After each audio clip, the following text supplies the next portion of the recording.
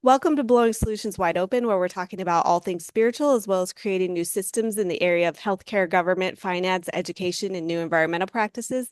My name is Addie Halkin. If you think that you have ideas to share in any of the areas I just mentioned, please feel free to email me at blowingsolutionswideopen@gmail.com, or you can put the word guest in the comment section of this video, and I'd love to talk to you and potentially have you on this channel. If being on film is not your thing, but you still want to get some information out there, please feel free to leave it in the comments section of this video. This channel is simply about connecting and telling each other what we know. And also, please feel free to like, subscribe, comment, share, all those things if you want to see more content or you have an interest in getting the alternative information out to more people. And so today I'm really excited to introduce my guest. His name is Wade Thomas. He is a successful business and leadership coach with a focus on entrepreneurship in small businesses. As a C-level executive coach and consultant for over 2 decades, Wade has guided executives to achieve epic results and growth in their careers and businesses. He has helped them redefine the boundaries of success and step out of their comfort zones to reach the levels that they may have never thought possible. As a speaker and an author of From the Heart, Creating a Culture of Compassion and Empathy, Wade has spread the word that leading the right way is the best path to achieving results. As a regular person off the clock, excuse me, Wade enjoys travel and outdoors, cooking food and wine, and spending time with his loved ones. I'm so glad you're here. I just have to tell you that when I first saw your picture and like a little blip about what you do, I thought to myself, just by your picture alone, I thought that's somebody I want to have on my podcast. I could just see the kindness. And for whatever reason, I don't know why I didn't make the connection, but I just didn't. I was like, I don't see the connection between what I'm doing and what you're doing.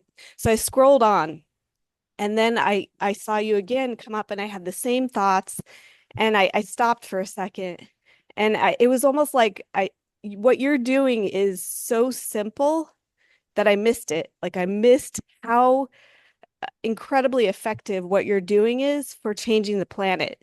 And so that's when I kind of emailed you, but I just I almost wonder how often that happens. Like what you're doing has such a simple message, but it's so effective and it hasn't been the dominant thing happening on the planet. So I'm really Right. excited to hear what you have to say because I think you're well ahead of a lot of people as far as, understanding how to change things.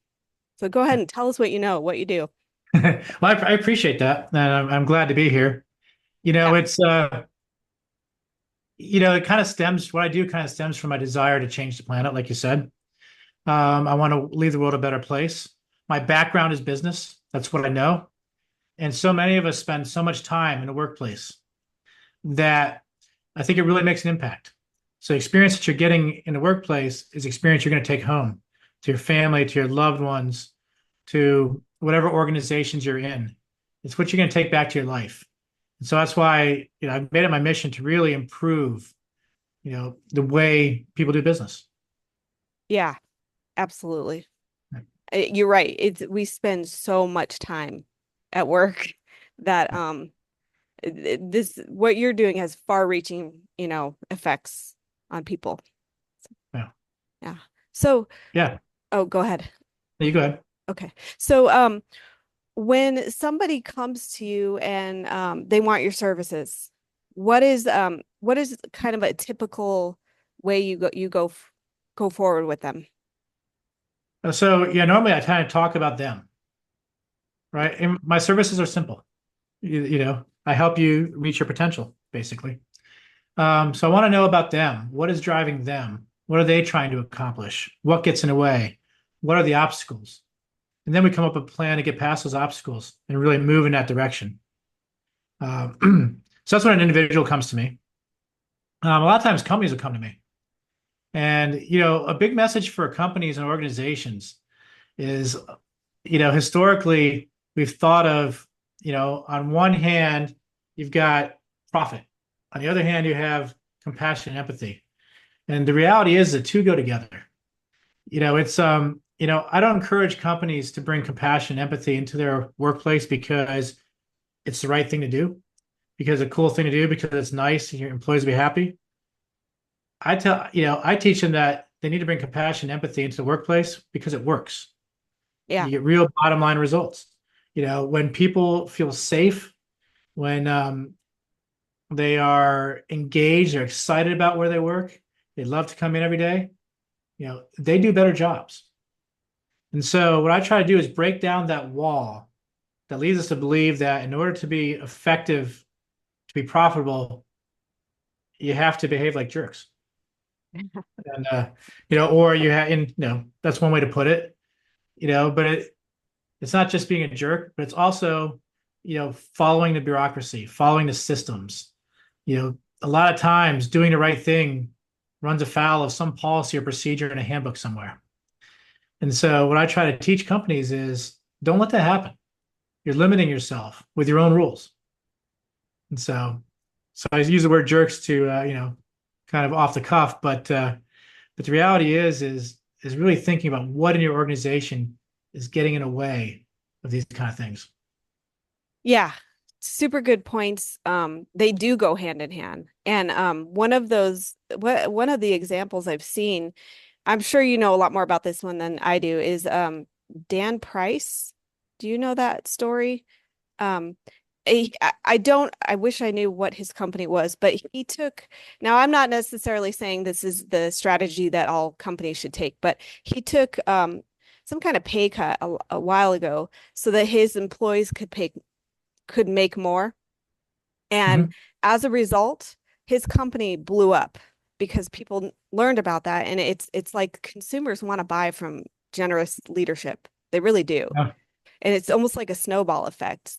Again, not saying that every, CEO needs to take a pay cut, but um, it ripples out for sure.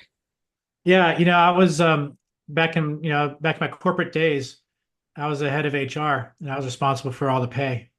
And I always remember getting off the airplane one day and the CEO pulls me aside and says, "You need to cut my pay 20%." Wow. Um, you know, and no bonus.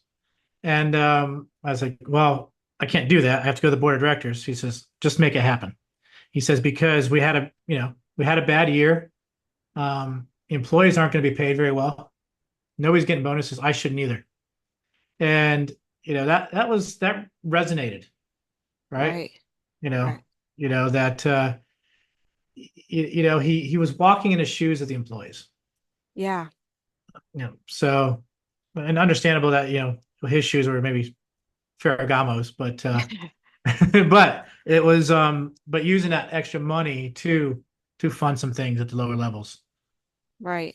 Yeah. And it's just one of those examples that just really resonated. And he didn't tell anybody, but it's a matter of public record in a public company, so people knew, and Right. it really just built up his credibility quite a bit. Yeah. Do you think that actually helped like more people buy from that company? By I don't know if it helped people buy from the company, but it really resonated with the employees. yeah, Yeah, for the, sure. the team that worked there, they would follow this guy Right. 'cause Yeah. Oh, sorry. Go ahead. because they saw the compassion he had. He showed it in a lot of different ways. That was just one example, but um, yeah, I mean, people followed him. So, how did you get into doing this on your own? Like, t starting up a company around this. I've been doing it for a little over 9 years now, and Okay. probably probably the first part of that 9 years, I didn't know that's what I was doing. I mean, it's always been part of my approach. But I never blatantly came out and said it until 2020. In 2020, March, that was probably June of 2020. I was sitting in my pool because we all have pools where I live, and I had nothing else to do because we're in the middle of the lockdown. And I was kind of reflecting on what made me successful throughout my career. I rose fast and high during my corporate career. And it really came down to the fact that, I really had the empathy for my employees and the compassion for my employees. I was always trying to do right for him. I was hard on him. I challenged him. You know, I pushed him to get better. Um, but I did it with compassion. And one of the things I'm proudest of in my corporate career, which 15 or 16 years, maybe a little bit longer. I I never had a I had oh I guess I had one employee resign. Um, they had been with me for about a year, and they went back to work for they she had worked for a guy for 25 years, and he sold his business, and then she came work for me, and he got back into business, and so she went back with him, and then called 6 months later wanting her job back. But the but that was something I'm very proud of, and that was a big part of my success. And so that was kind of when I dawned on me that that's what it was. That's why I decided to write the book, which I published later that year. On bringing compassion, empathy in the workplace, and really because it works. Right. And that's why I encourage leaders. If you really, want results from your people, have that compassion and empathy, understand what they're going through, show them the compassion, do the right thing, and you'll get there. Yeah, that's incredible. One person. Wow. And then they wanted to come back. Yeah, they want to come back. Yes. That says a lot about you. Yeah. Yeah, that's something to be really, really proud of. And I think it's interesting that 2020 is when, you know, a lot of people really started to change their ways. So it's almost like you listen to like the nudges to go in this direction. And I think it's an awesome direction. Um, I know that it's almost like we're starving on this planet right now for kind leadership. So I don't think what you're doing could be any more important. And do you um do you still have that are you still working with the company that you were before 2020, or is that still the business that you're running? Yeah. I'm still running the same business. I left the corporate world in 2015. Okay. What is that business? Is it just focusing on kind leadership, or is there, because you said you started that in 2020. So what is Yeah. your actual business? So I do executive and leadership coaching, Okay. development. Um, I teach people to be better leaders. Okay. Uh, so compassion, empathy was part of it, Right. dating back probably 20 years at least, even in my corporate days. But I didn't call it from the heart. Or I didn't call it compassion, empathy because I didn't have the words for it yet. Got it. Got And it. really, the business world wasn't ready for the words yet. I mean, maybe still aren't. In some respects, but yeah. So that's what I do. So I coach businesses and business leaders to really meet their potential. Right. Yep. And a big part of that is having that empathy and a compassion. Yeah. No question. Do you work remote with a lot of these people? Yep. Okay. Yeah. When I first started, everything was face to face. I was getting on airplanes all the time. After a couple of years of that, I talked some of my more remote places into doing video. So I was on Zoom long before COVID. And then COVID comes around and everybody jumps on board. And so I still do some face to face, but it's not my general operation. Okay. And Yeah. what state are you working from? So I work from Arizona. Okay. That's my headquarters. Got it. Yeah. Yeah. Very cool. All right. Well, um, what else? Anything else that you have to tell us as far as strategy or what you're doing in your business? I think the key thing is I just want leaders to understand that unless you have, you know, a mental illness, you're a sociopath, you have compassion. And, so it's something that you just have to learn how to exercise. You have empathy. So it's something you just have to learn how to apply. And it takes practice. And it's just being intentional about it, thinking it through, but knowing that that's really where, not only are you going to make a difference in the people's lives that work for you, but you're also going to get the results. And you don't really hear a lot about businesses where the employees are all in, they're excited to come to work. Those businesses generally don't fail. And it's really important to understand that tie.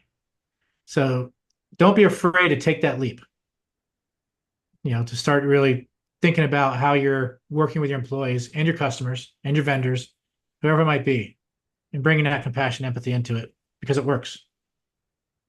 Yeah, it does work. I'd venture to go a little farther and say not only does it work, but I think it's what's natural to us as human beings if we're really being honest. Um, so ultimately, not only do you get the benefit of your company working, but you start to kind of live more from who you actually really are. I don't think we're meant to be tyrants. If you look at children, Yeah, really young children, they don't generally aren't generally tyrants. right. And it's something we've learned. And if you look at the business world or the organizational world, you know, it's gotten better, but people of certain generations, including mine, had learned that, you get results by yelling and screaming. We grew up watching Patton. We watched sports coaches, um, you know, all those kind of things.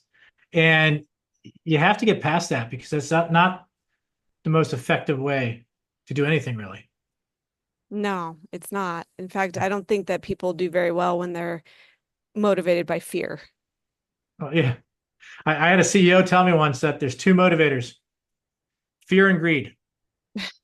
And I mean, I argued with him, but you lose. And, especially of that generation. That's what he's been taught his whole life, fear and greed. And so many of us hear that message. And those are the two worst motivators. Absolutely. Yep. When fear, especially, you know, if somebody has fear, maybe they're going to do the job in the short term out of fear, but they're not going to do anything extra. They're not doing anything innovative because they're too afraid to do anything out of the box. They're not going to go that extra mile because you don't want to stick your head up because you're not really motivated. Yeah.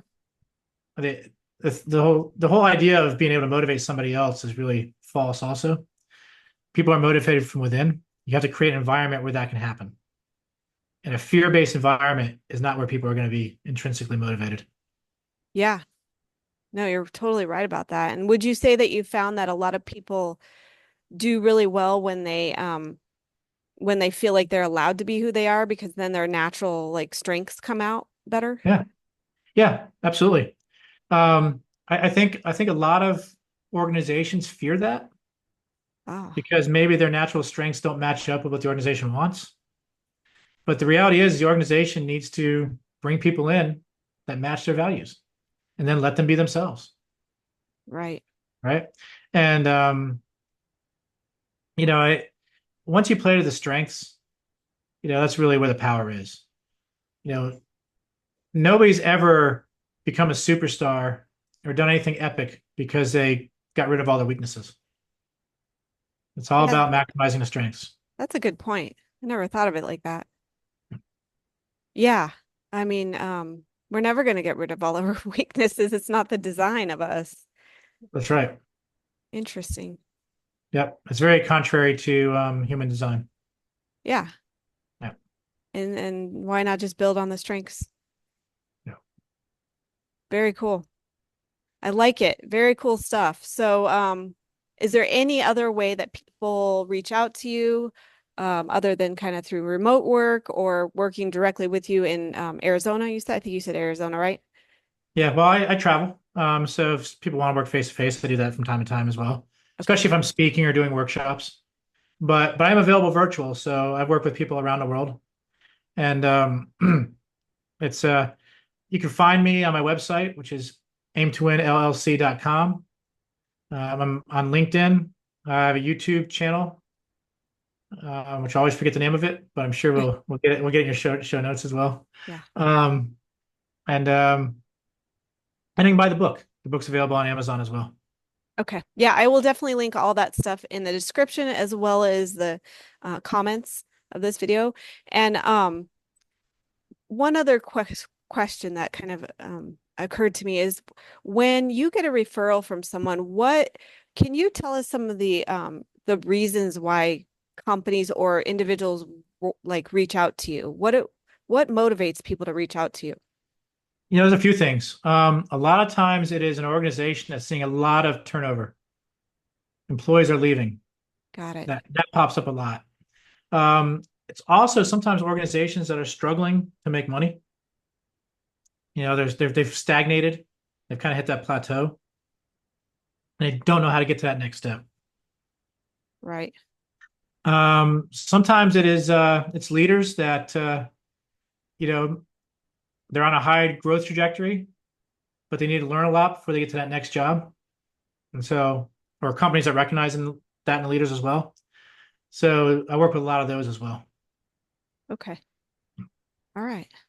Well, excellent. I love what you're doing. Um, you have anything more you want to share as far Yeah. as go I ahead. encourage people to reach out and learn more. I think bringing compassion, empathy into the workplace is so powerful for society as a whole. Yeah. And not even just the workplace, everywhere. I mean, and it like I said, that has not been the dominant thing happening on this planet. So thank you for what you're doing. Um, keep doing it. I'm definitely going to link all your information and I really appreciate it. I appreciate you coming on.